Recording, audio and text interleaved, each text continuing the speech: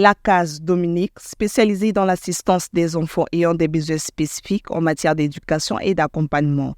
Son équipe pédagogique prend soin des enfants de manière adaptée et personnalisée en tenant compte des besoins individuels. L'école Case Dominique a été créée en 1999. Le début n'était pas facile parce que tout le monde nous disait qu'il n'y a pas d'autisme au Congo. Et donc petit à petit, nous avons d'abord sensibilisé les parents de ces enfants, sensibilisé l'équipe pédagogique, formé l'équipe pédagogique.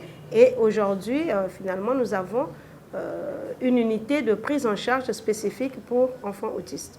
Jusqu'à présent, nous n'avons pas un programme d'enseignement spécialisé officiel. Nous partons des programmes qui existent, des programmes de l'État. Et à partir de ces programmes, nous faisons des adaptations en fonction des besoins de l'enfant. Et notre objectif premier, c'est autonomiser l'enfant. L'école tente de créer un environnement inclusif en vue d'assurer l'épanouissement et le développement des compétences des enfants autistes.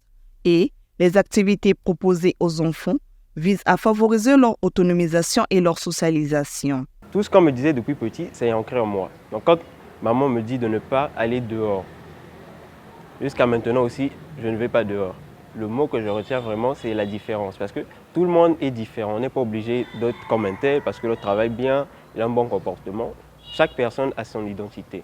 Donc on n'est pas obligé de tous se ressembler. Si l'école Case lutte contre les stéréotypes, les discriminations liées aux troubles de l'autisme et la stigmatisation, elle reste néanmoins confrontée à d'énormes difficultés. Le ministère doit prendre le temps de regarder ce problème avec insistance.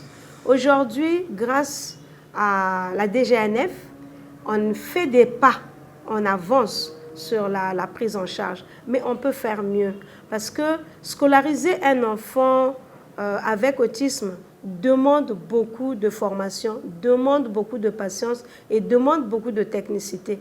Et si on est seul, on ne peut pas répondre à la demande. Aujourd'hui, la demande est très forte. Et nous avons besoin, par exemple, de matériel adapté. Après les congés de Pâques, les élèves vont renouer avec le chemin de l'école le 10 avril prochain, alors que les enseignants, eux, sont en formation.